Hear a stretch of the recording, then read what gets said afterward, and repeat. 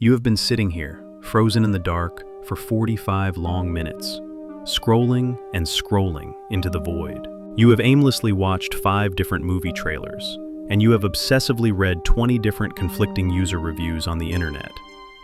But your thumb still hovers over the screen, completely paralyzed by indecision. You still haven't pressed play. You are stuck. Meanwhile, the food on the table is getting cold and unappetizing.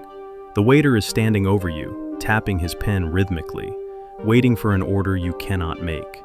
Ask yourself, why does picking a simple flavor of toothpaste in the supermarket aisle feel like a high-stakes, life-or-death tactical decision? Why do you find yourself staring at 2 almost identical blue shirts, sweating with anxiety, absolutely terrified of picking the wrong one?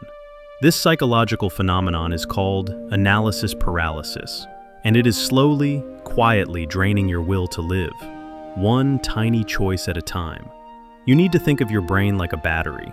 Every single choice you make, no matter how small or insignificant, costs you biological currency. And right now, in this moment, you are completely spiritually bankrupt. You are running on empty fumes with nothing left to give.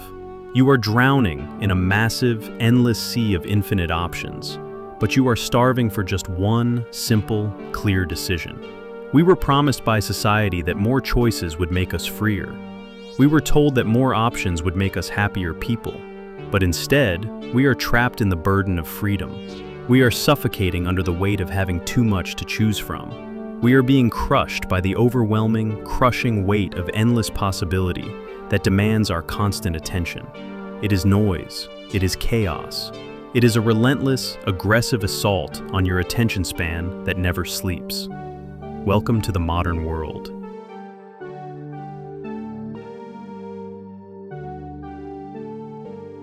Welcome to the menu from hell.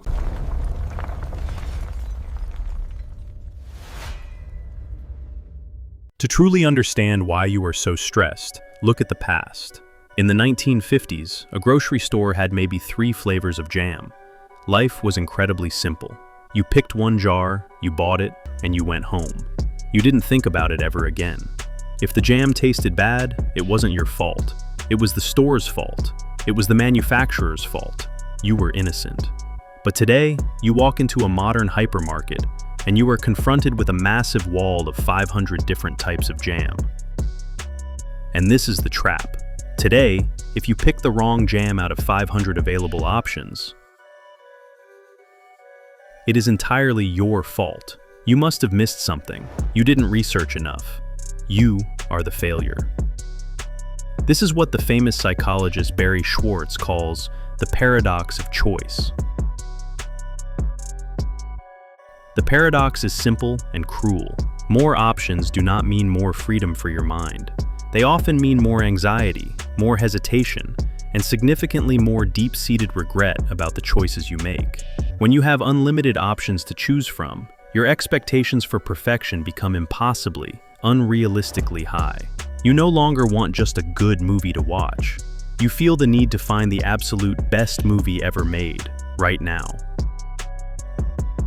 You need to find the absolute best option that has ever existed in the history of the world, right this second.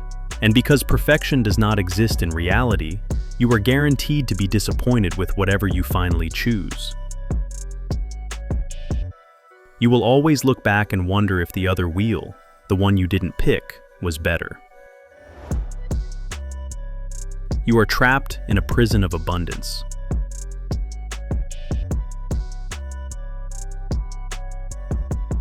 A cage made of too many keys that opens no doors.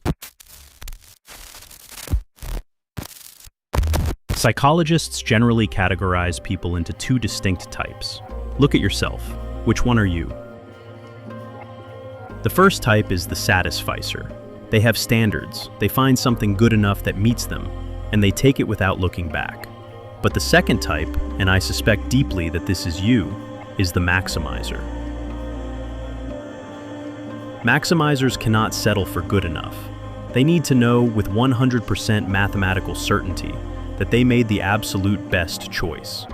You are haunted by a ghost called the shadow of the unchosen. Every time you pick one path, you are tormented by the ghosts of the 99 other paths you didn't take. You are constantly looking over your shoulder, wondering, what if the other phone was faster? What if the other hotel was nicer? You are constantly holding a mental scale. On one side is the concept of the perfect choice. On the other side is your own peace of mind. And you are trading your sanity for perfection every single day. You are trying to build a tower of perfection in a world that is inherently, beautifully imperfect. It is a recipe for misery. You miss the beautiful sunset right in front of you because you were trying to find the perfect filter. You were at a great party, but you were miserable because you were checking Instagram to see if there is a better party somewhere else. You let your delicious ice cream melt over your hand while you were busy envying someone else's slightly bigger cone. You are a biological robot trying to compute an optimal mathematical solution for a human life. But human life has no optimal solutions. It only has lived experiences.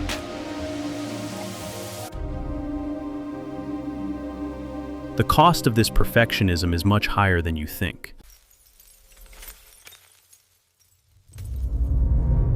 Think about this carefully. While you spent 45 minutes agonizing over which movie to watch on Netflix, you could have watched almost half of a movie already. You are not saving time. You are actively lighting your time on fire. Making decisions is a biological process. It consumes glucose in your blood. It literally burns your physical energy. This is exactly why geniuses like Steve Jobs famously wore the exact same clothes every single day of their lives. They understood the concept of decision fatigue. They were saving their limited brain power for the heavy decisions that actually mattered. By 5 p.m., your brain is clinically exhausted from making thousands of tiny, meaningless micro-choices throughout the day. Studies show that judges in court give significantly harsher sentences later in the day, simply because they are tired of deciding. Your brain is like a marathon runner collapsing on the track because it wasted all its energy running in circles at the start line. You are overheating your own mental CPU with tasks that should be simple background processes. Every moment you spend agonizing over a dinner menu is a moment lost forever in the sands of time. It is a precious moment you are not actually present with the people you love sitting across from you. It is an opportunity cost that you will never, ever get back. You are letting the small, trivial things in life consume the big, important things. We are slowly burying ourselves in a graveyard of our own indecision. So, how do we escape this endless, exhausting loop of overthinking? How do we finally break free and start living?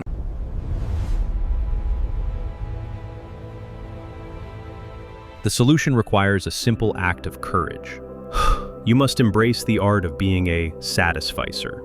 For small decisions that won't matter in a year, use an artificial constraint. Flip a coin and let fate decide. Or give yourself a strict 2-minute timer. When the timer hits 0, you must physically point at something and commit. Realize that good enough is actually perfect. It is perfect because it is done. Because it allows you to move on with your life. Embrace the bad decisions. Learn to laugh at them. A terrible movie you watched is just a funny story you can tell your friends later. It's not a tragedy. Be like water flowing in a river. Flow past the choices easily.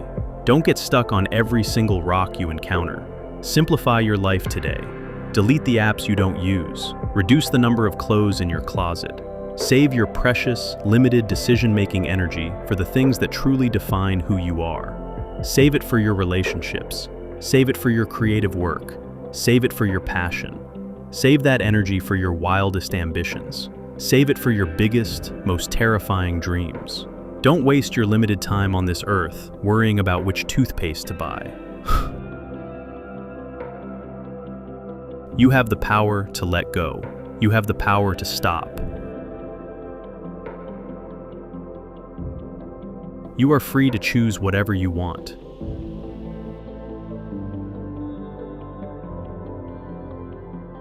But always remember,